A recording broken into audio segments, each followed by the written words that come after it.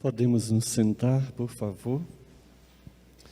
Reverendo Padre Marcelino, querido diácono, querido Cáter, bem-vindo.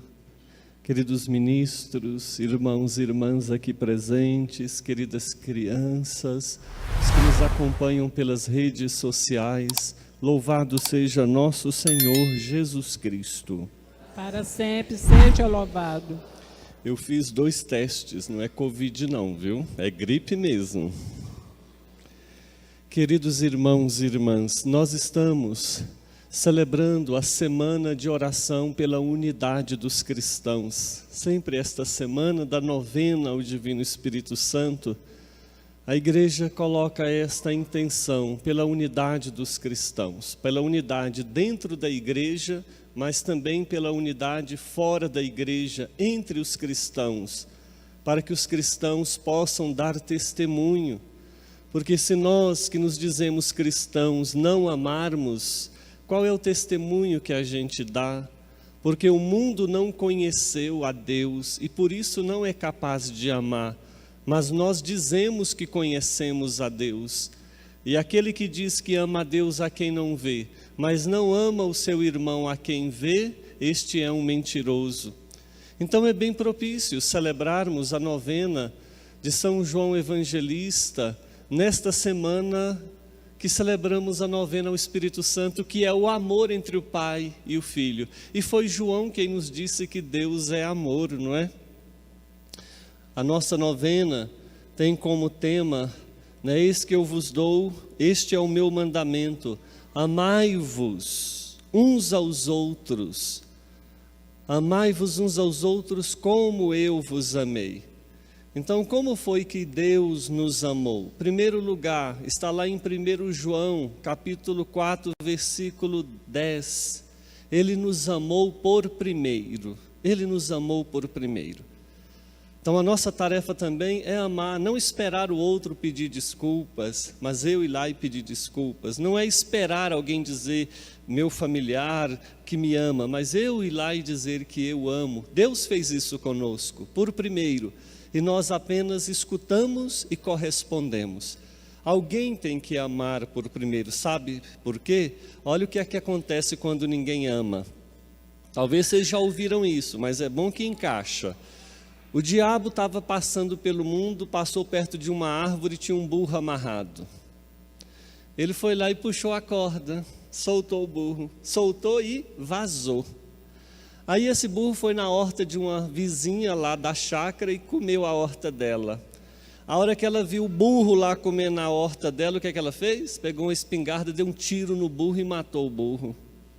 O dono do burro, vendo aquilo, ficou com tanta raiva que pegou uma arma, foi lá e matou a mulher que matou o burro. O marido da mulher, vendo que o vizinho matou a mulher dele, foi lá e deu um tiro nele também.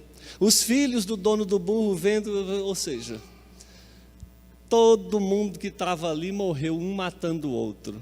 Aí depois viraram para o diabo, diante daquela carnificina toda, perguntou para o diabo, olha o que você fez. Ele disse, eu não fiz nada, eu só soltei o burro. O homem foi, eles fizeram o resto. Então por quê? Porque podia, né? Vizinho, o seu burro está na minha horta, né? Então você me paga o prejuízo, né? Faz a coisa, não, mas tudo é na ignorância, ninguém é capaz de amar, e aí a gente cria uma corrente do mal. Eu não relevo o erro do outro por nada, eu não deixo passar nada, então é a lei de Talião, é olho por olho e dente por dente. Eu faço bem a quem me faz o bem, e eu faço mal a quem me faz o mal. Jesus já cantou esta pedra. Se vós fazeis o bem só a quem faz o bem, que mérito vocês têm? Já receberam a recompensa. Mas a nossa recompensa está quando nós somos capazes de amar por primeiro, quando a gente quebra a corrente do desamor, quando a gente, não é porque a gente está errado, nem sempre é aquele que está errado que cala, nem sempre é aquele que está errado que pede desculpas, mas é aquele que não consegue viver sem a comunhão com Deus e com o irmão, e que não quer ficar de mal de ninguém. Isso é um dos sinais do amor de Deus, como Ele nos amou, amar por primeiro. Depois, Romanos capítulo 5, versículo 10. Ele nos amou quando nós éramos ainda seus inimigos. Nós éramos seus inimigos e Ele nos amou.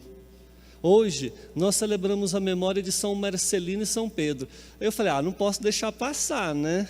A gente perde o amigo, mas não perde a piada. Não tem nada de piada, né? Mas o pároco é Marcelino e hoje é dia de São Marcelino. Hoje tem que dar os parabéns pelo onomástico dele. E que ele também tem que ser santo. Não é porque já tem um santo com o nome dele que não precisa de dois, né? São Marcelino e São Pedro eram amigos. E famosos pelo seguimento a Cristo, pelos milagres, e Pedro era exorcista, e a corrente de bem, de amor que eles espalhavam, não podia passar despercebida aos olhos do imperador Diocleciano, que perseguia os cristãos.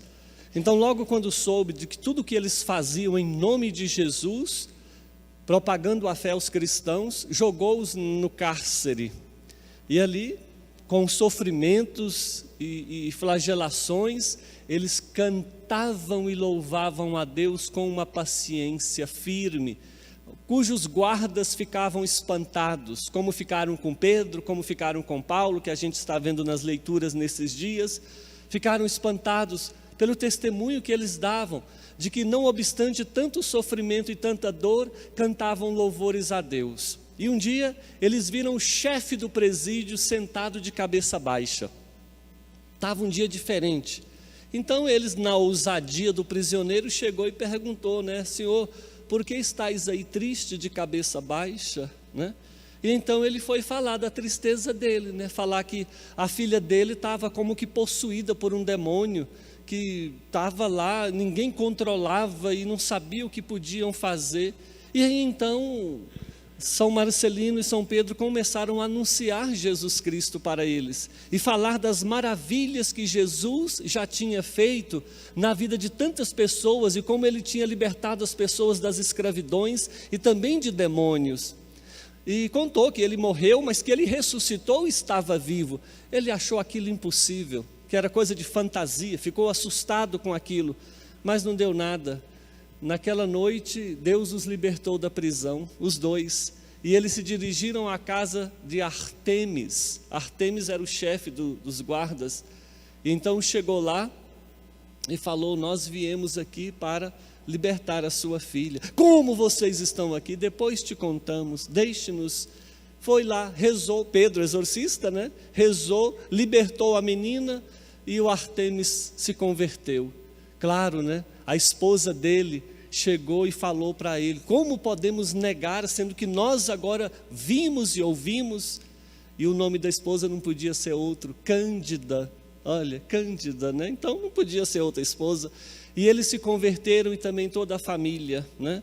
E então quando ficaram sabendo que eles tinham fugido, e que o chefe, o Artemis, estava agora protegendo-os, então mandou dilacerar o Artemis, e mandaram jogar na prisão os dois apóstolos, cujos foram decapitados numa floresta chamada Floresta Negra, que depois da morte deles passou a ser chamada de Floresta Branca, em homenagem a eles.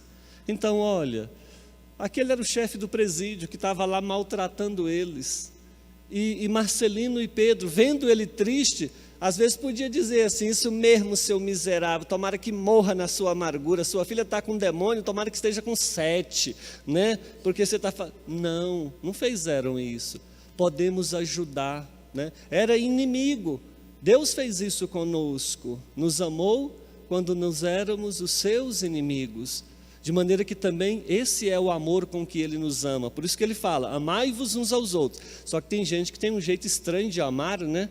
Então ele fala, para evitar qualquer confusão, amai-vos como eu vos amei. E como foi que ele nos amou? Ele amou-nos dando a sua vida por nós. Quem ama nunca mata.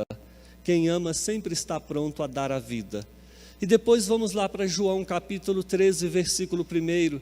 Sabendo Jesus que chegara a hora de passar deste mundo para o Pai, tendo amado os seus que estavam no mundo, amou-os até o fim. Quem ama não abandona. Quem ama não abandona. Quem ama não abandona a esposa, não abandona marido. Quem ama não abandona a família. Quem ama não abandona a igreja. Quem ama não abandona Deus, não abandona. Quem ama não abandona a si mesmo, né? Não maltrata a si mesmo, porque o amor, ele desperta em nós os melhores sentimentos. O amor desperta em nós o melhor que pode ter no ser humano. Por isso que o Papa Francisco, ele falava, né, que essa pandemia despertou o que há de melhor no ser humano, que a gente viu coisas maravilhosas, mas também despertou o que há de pior, porque nós vimos coisas horríveis, né? Então o amor sempre desperta em nós o que há de melhor em nós, e a fonte deste amor é Deus, porque Deus é amor, Ele não é outra coisa. Jesus hoje no Evangelho de João 17, ele faz a oração, ele está rezando, olha, eu rezo não só por estes, pelos discípulos, por aqueles que o conheciam, mas eu rezo por todos os que crerão em vós, ou seja, ele rezou por nós. Naquele dia, ele rezou por mim e por você, que um dia, 2022 anos depois, acreditamos nele. Então ele rezou para que nós não esmorecêssemos na nossa fé, porque Ele não quer nos perder, Ele quer que nós o conheçamos, e quem conhece a Jesus, tem 3 coisas que a leitura de hoje nos fala. Quem conhece Jesus passa a amar, porque não tem como conhecer Jesus e não amar. Se não ama, então não conhece a Jesus, porque Deus é amor. Segunda coisa, contemplar, para que eles contemplem a vós. Para que um dia, hoje nós, pela fé, nós já possuímos aquilo que nós acreditamos, não é? Nós já possuímos naquilo que nós acreditamos, que é o céu. É uma forma antecipada, nós não estamos lá, mas pelos olhos da fé já contemplamos a Deus. E a terceira coisa para o conhecimento de Cristo é a unidade. Está unido a Ele, está unido aos irmãos. Por isso que esta é a semana de oração pela unidade dos cristãos, para que sejamos um, como Ele é com o Pai, e Ele será em nós para darmos testemunho do amor. Juntos nós somos mais fortes. O Papa Francisco, na Fratelli Tutti, ele fala, a estratégia do mundo de hoje é dividir para poder dominar. Então cuidemos, a política, as eleições estão quase aí às vésperas, vão aproximando, vão surgir tantas polarizações e etc. Lembre-se, a metodologia do mundo é dividir para dominar. Lembra que colocam partidos contra partidos, mas agora já colocou católicos contra católicos, já colocou irmãos consanguíneos, familiares contra irmãos, marido contra esposa. Então assim, é tempo de olhar, a garantia que temos de seguir unidos é olhar na mesma direção, olhar para Cristo. Se nós olhamos para Ele, nós conseguimos. Olha Paulo na primeira leitura hoje, ele quase foi espedaçado, porque uns acreditavam na ressurreição e outros não, e começou uma briga, queriam espedaçar Paulo, com medo disso, tiraram ele de lá. Olha a divisão, não basta só uma divisão externa, teórica, mas chega um ponto que quer matar. Mas a gente já viu isso, não já? Vocês viram quando uma médica não quis atender uma paciente que estava em estado grave porque ela era do PT? Lembra? Então, ou seja, uma coisa é o partido, mas, meu Deus, é como se o padre Marcelino dissesse, você é de tal partido? Então eu não atendo sua confissão não. Então peraí, Deus odeia o pecado, mas Ele ama o pecador. Então quem ama, também faz o que Cristo fez, mas não faz o que Cristo não fez. Por isso, rezemos pela nossa unidade, a começar dentro da nossa igreja, dentro da nossa comunidade, que não tenha picuinhas entre pastorais e movimentos. Eu vou terminar falando uma coisa para vocês. Quando eu fui nomeado pároco da catedral em Formosa, eu era do interior lá, e minha família, todos nós nascemos em Formosa, somos 10 irmãos. Então quando eu fui nomeado pároco da catedral, todos os meus irmãos lá de Formosa chegaram para mim e falaram assim, Padre Dilmo, nós estamos aqui todos hoje na sua presença, porque nós queremos saber em quais pastorais você quer nos colocar para ajudar, porque a gente sabe que precisa e a gente está meio desleixado e você está vindo para cá e nós não queremos te deixar sozinho. Fala o que precisamos fazer e faremos. E de fato foi feito. E eu fui para a capela e fui rezar. E dentro do meu coração eu pedi para Jesus assim: Senhor, não deixa meus irmãos decepcionar dentro da igreja não. Porque eu que já estou na igreja há tanto tempo, a gente vê tanta picuinha, tantas pessoas saindo feridas, tantas pessoas que ferem, por causa de ciúmes bobos, porque quer ter o privilégio de ser amiga do padre, e que não aceita ninguém chegar perto do padre, porque quer uma coisa e não aceita o outro entrar no grupo dela, porque está chamando mais atenção, que se fere, cria uma casca de ovo, uma sensibilidade extremada, parece que é uma compensação de um sucesso que desejava lá fora e não conseguiu, então quer ter esse sucesso aqui dentro da igreja que é mais fácil. Então eu pedi assim: eu não deixe eles decepcionar não, que eles não saiam da igreja não, porque eu já conheci pessoas que entraram, que era tudo dentro da igreja e hoje não é nada, por causa de decepção, de tristeza. Mas às vezes a gente é entristecido, decepcionado, mas às vezes a gente entristece o outro e decepciona o outro, e tudo isso é o quê? Falta de amor, porque quem ama também não abandona, porque não é pelas pessoas, é por Ele. E olha o que é que Ele passou por nós. E se Ele fosse abandonar por causa do aperto que Ele passou, nós não teríamos sido salvos. No entanto, Ele nos amou até o fim. Irmãos e irmãs, vamos pedir a Nossa Senhora essa graça, dela interceder por nós, para que eu ame a Deus e seja bispo até o fim da minha vida, que o padre Marcelino ame a Deus e seja padre até o fim da vida dele, que você ame a Deus e seja casado com a sua esposa, seu marido, e que vivam juntos até o fim de suas vidas, e assim por diante, para que haja amor. Vamos abaixar um momento a nossa cabeça, pedirmos a intercessão da Virgem Maria. Dá-me amor para eu poder amar. No momento de silêncio, peça a Jesus que complete no teu coração aquelas palavras que faltaram.